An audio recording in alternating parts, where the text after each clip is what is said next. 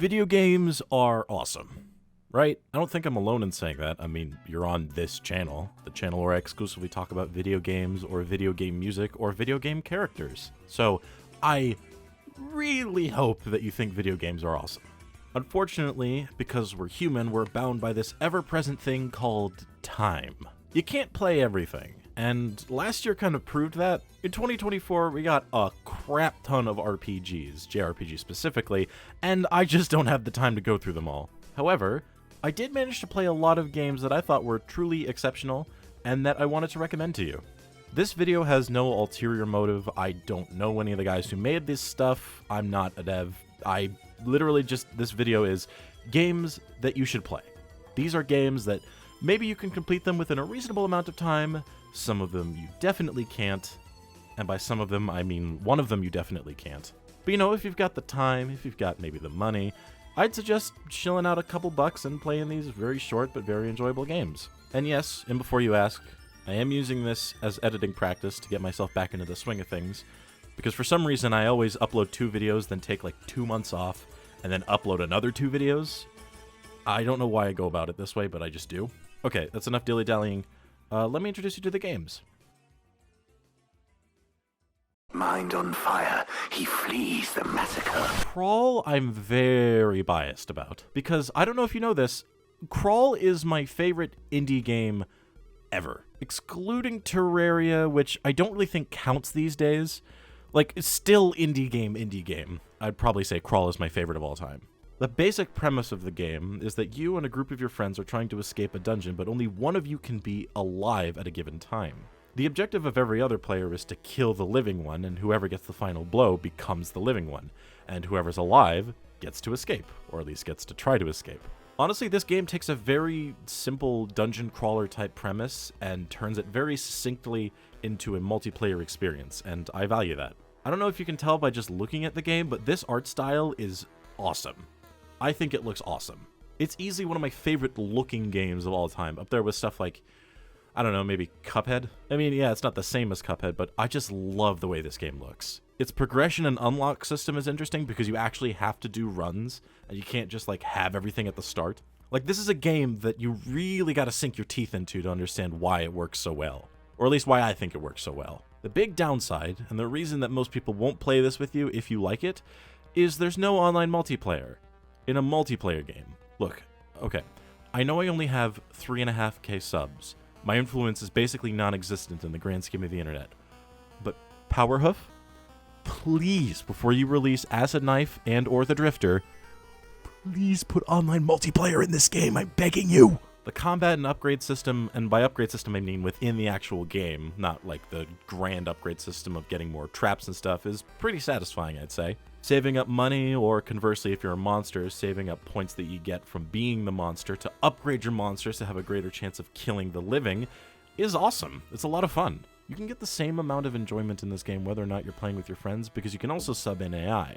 And honestly, you'd think that would hinder the experience not being this grand chaotic mess, but honestly it's a lot of fun roaming the dungeons by yourself and getting the killing blow without really any impedance. The music, though a bit simplistic, is ultimately also pretty good. Point being that if you like dungeon crawlers, if you enjoy PvP multiplayer experiences, and if you really like sort of corrupted EXE style aesthetics, I think you'll like Crawl.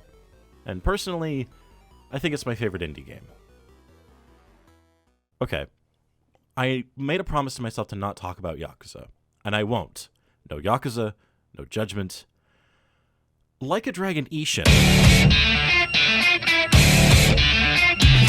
This is a weird one, because you wouldn't think Ishin is as underrated as I'm leading you to believe, but it really is. In the grand scheme of Yakuza games, Ishin is really the black sheep of the games that you can play these days. Granted, you've got stuff like Fist of the North Star, but I'm a filthy PC Master Race user, so I'm talking about games that you can only play on PC. Within that context, Ishin is the one game that no one likes to talk about. I understand it changed a lot of things from the original, some things that people liked, some things people definitely didn't, and I'm kind of agreeing with things that people definitely didn't because the trooper card system kinda sucks, I'm not gonna lie. Some of the styles aren't balanced particularly well, Wild Dancer just kills everything in this game. The heat actions range from completely useless to killing everything. Again, most of them are in Wild Dancer, I'm not exaggerating here. The upgrade and weapon system, especially the seals, is incredibly tedious.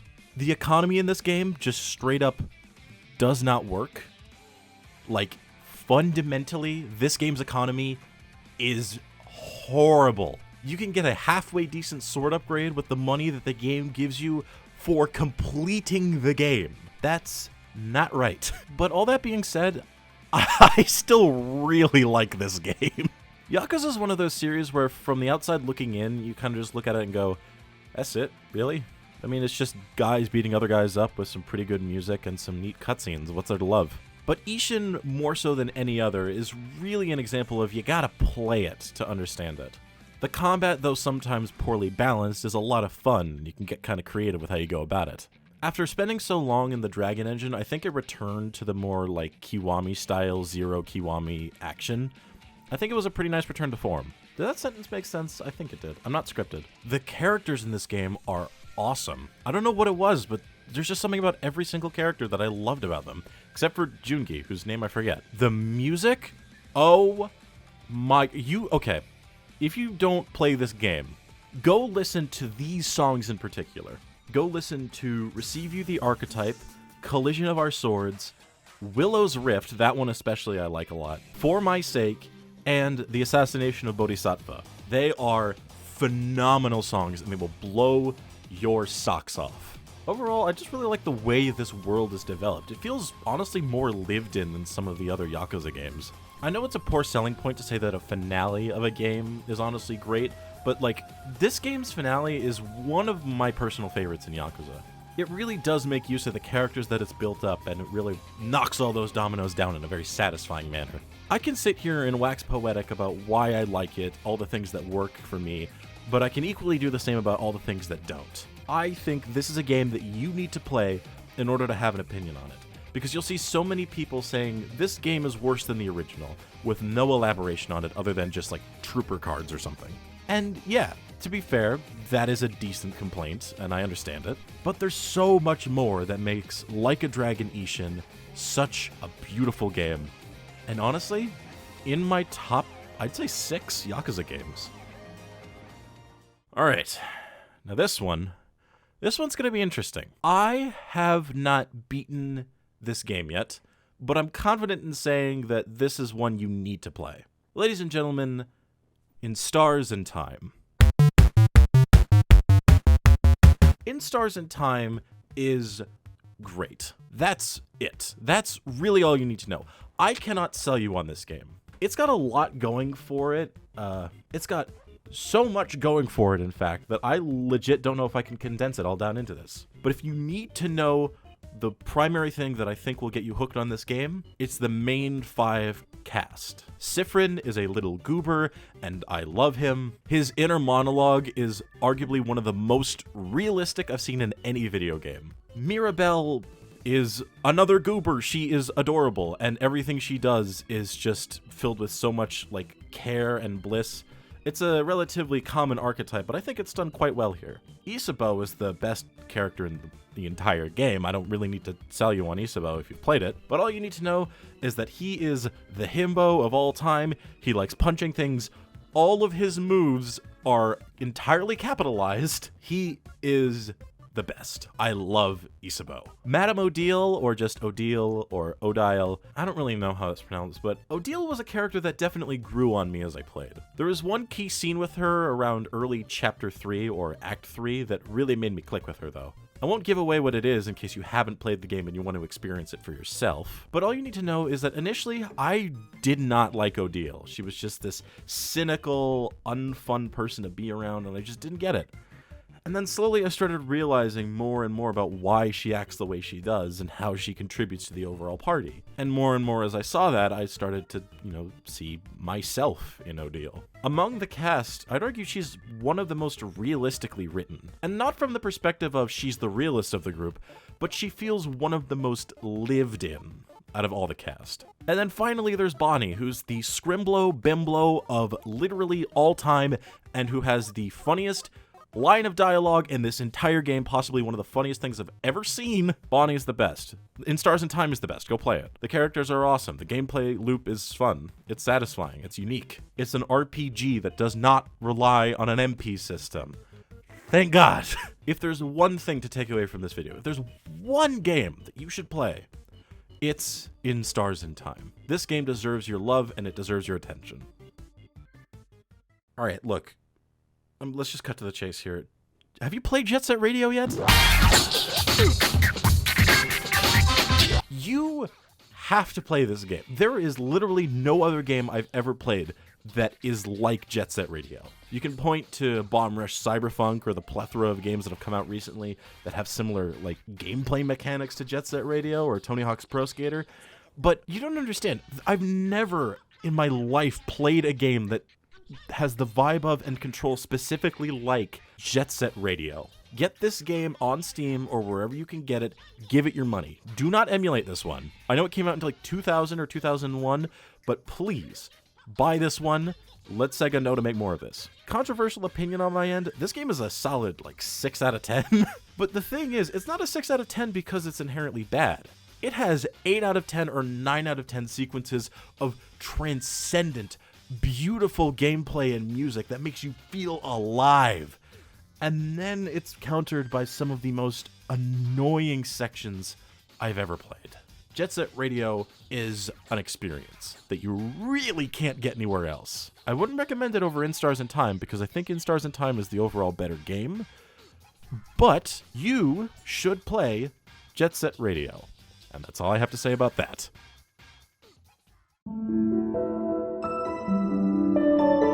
Next up is, I think, an indie game that went pretty under the radar, more so than I think even Crawl, Loddlenaut. Loddlenaut is very cute, and it's not really that strenuous to play.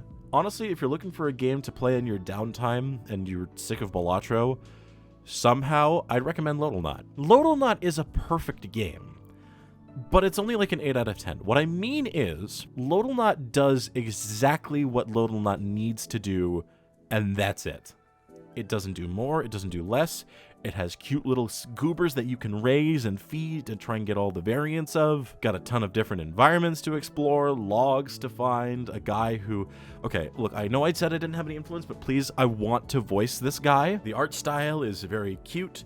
The music is great for when you just want to zone out and not pay attention for a little while. The gameplay, admittedly, is very simple, but very satisfying because, you know, cleaning is for some reason the thing that gamers are into these days. And yeah, it's hard to call Loddlenaut anything other than just a perfect game. Not the best, but it's perfect. It does exactly what it needs to do, and that's about it.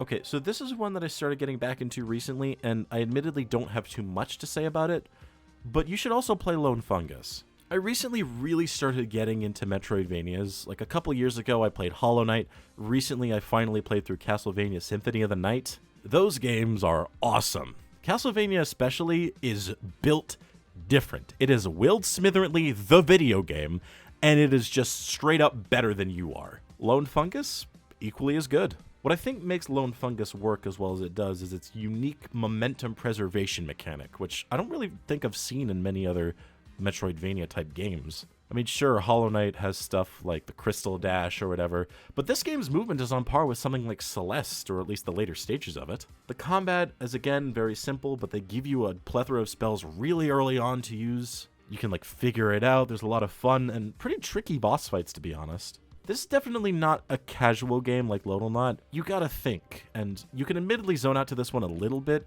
but this is really a game you gotta put some time into. Not as much as Ishin, God no. You can actually beat this one in a reasonable amount of time, or at least I'd argue that you can.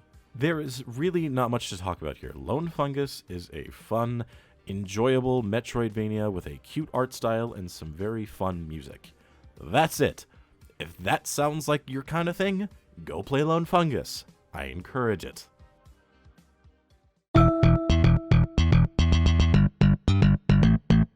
This game is free. That should sell you on it. Duels of Fortune is really, really weird. It is the only fighting game I've ever played where every single character can be accurately described as a joke character. Granted, for some reason, some characters are just straight up better than others, because for some reason they put this friggin' guy in the game and he just kills everything. He has a TOD on round start. If you don't know what that means, it means that when the clock starts, he can kill you. But every single character in this game is goofy and wacky, and I like it. Duels of Fortune is a very simple fighting game that you can play with your friends. I mean, that's kind of the basis of a fighting game, so I don't know why I'm describing it that way, but you get the idea. And the best part of it all, it's free. Okay, admittedly, that's not the best part of it all. It's got some pretty entertaining combo systems. It's got a very simple control scheme that anyone can really understand. Speaking as someone who's played a ton of fighting games recently, I think this one has arguably the most easy to understand control scheme.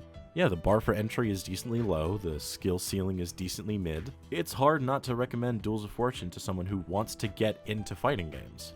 I think someone else needs to play this with more experience than I do, because they'll be able to determine what I think I know, that being that this is a very good starting point for people to get into fighting games. Duels of Fortune, it's free, it's a fighting game, you should play it.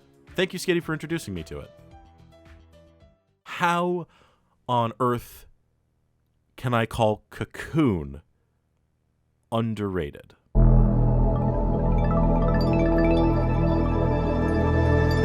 I've gone on a very specific, vehement diatribe getting people to admit that maybe Pizza Tower didn't deserve debut indie. I mean, it did, but I need people to admit that so they can finally admit to themselves that Cocoon is awesome. I prefer Pizza Tower, because Pizza Tower is love, Pizza Tower is life, but Cocoon is awesome. It somehow teeters this very specific puzzle game line between way too complicated for my baby brain to ever figure it out, and perfectly understandable to the point where I think literally anyone could pick it up. Once again, it's a very easy game to recommend. There's a reason it won Best Debut Indie. This is, once again, a game that you can beat in a reasonable amount of time, so I see no reason not to recommend it. Cocoon is a very simple, but also complex, very enjoyable, very beautiful puzzle game. Honestly, in terms of puzzle games I've played, I'd say this ranks number 2 next to Portal 2, which is like the best game ever made, if you discount Lost Judgment and Terraria and Ori and the Will of the Wisps. But discounting those, and that's it. I recommend you go play these games. I think with the exception of Ishin, you can probably beat them within a reasonable amount of time. I mean, maybe with the exception of Crawl and Duels of Fortune, considering those games don't strictly have an ending, but they're games that you can leave and come back to and not be expected to remember a whole slew of controls and mechanics. To close out this video, if you want a series of games that I think you can beat within a reasonable amount of time that I think are very enjoyable, In Stars in Time, Jet Set Radio, Loddlenaut, Lone Fungus, and Cocoon. Thank you for watching, and I'll catch you all next time when I finally make a video about the finale of Yakuza Kiwami 2. Please, for the love of God, if I can get it out before Pirate Yakuza in Hawaii comes out, I can finally make my ultimate style ranking. And I wasn't supposed to mention that, was I?